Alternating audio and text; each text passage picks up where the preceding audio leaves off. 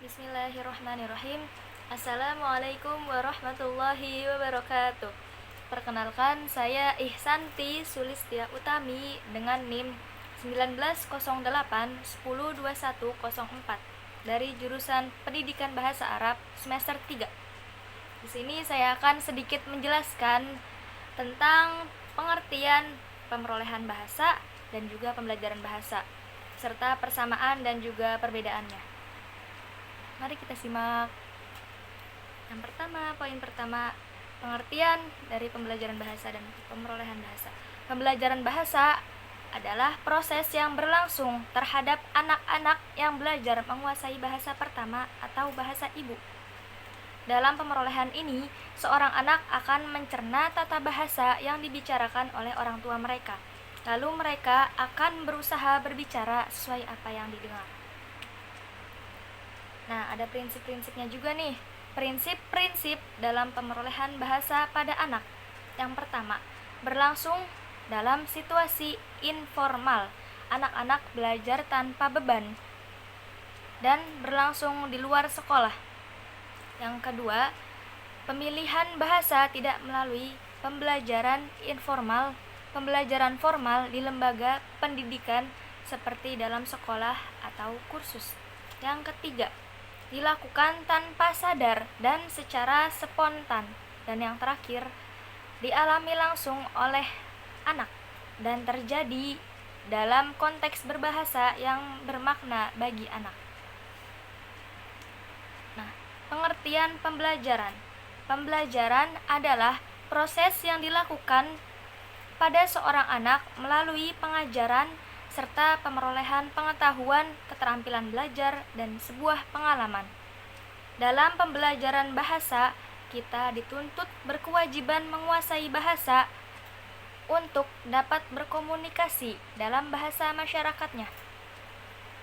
Seiring berjalannya waktu, manusia dituntut untuk dapat berkomunikasi bukan hanya dalam lingkungan masyarakatnya saja, tapi juga dengan masyarakat lain yang berlainan bahasa.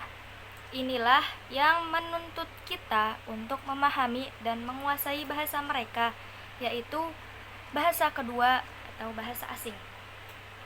Selanjutnya yaitu persamaan dan perbedaan. Yang kita bahas yaitu persamaan dulu.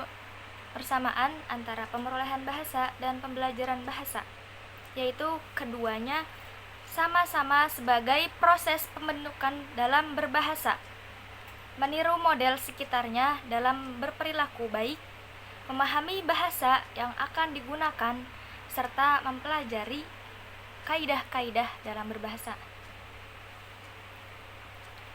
Nah, perbedaan antara pemerolehan dan pembelajaran bahasa dari pendapat Krasek 1976, yaitu pemerolehan bahasa prosesnya terjadi dalam ambang sadar pada pemerolehan bahasa pertama, sedangkan pembelajaran terjadi pada saat orang dewasa belajar bahasa kedua dan terjadi secara sadar. Yang kedua, pemerolehan bahasa. Keberhasilan belajar bahasa tidak mungkin dihindari, sedangkan pembelajaran, proses penguasaan bahasanya tidak mungkin dihindari. Jadi pemerolehan itu keberhasilan dalam belajarnya yang diutamakan. Terus kalau pembelajaran itu proses penguasaannya. Yang ketiga yaitu pemerolehan bahasa tidak diperkuat oleh pengajaran, uraian tentang tata bahasa, dan tidak ada koreksian.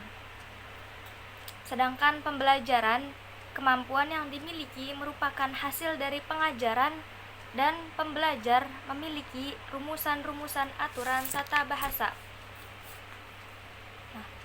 Nah, pembelajaran bahasa Arab di Indonesia dimulai sejak awal pendidikan di sekolah seperti dalam madrasah ibtidaiyah, madrasah sanawiyah, madrasah aliyah, dan juga pondok-pondok pesantren islami.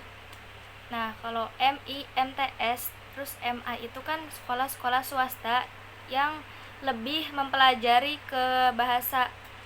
keilmuan bahasa-bahasa kayak gitulah.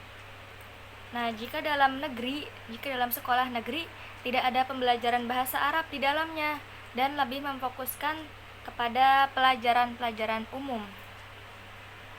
Dalam mengaitkannya dengan pembelajaran bahasa Arab, hendaknya mengacu pada upaya membina dan mengembangkan keempat segi kemampuan bahasanya, yaitu yang pertama ada kemampuan menyimak atau istima, yang kedua ada kemampuan dalam berbicara atau takalam, yang keempat kemampuan membaca, yang ketiga kemampuan membaca atau qiraah, dan yang terakhir ada kemampuan menulis atau kitabah yang dikaitkan dalam pembelajaran bahasa Arab.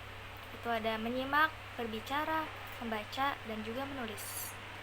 Agar pembelajar mampu memahami bahasa baik melalui pendengaran maupun tulisan dan mampu mengutarakan antara pikiran dan juga perasaannya.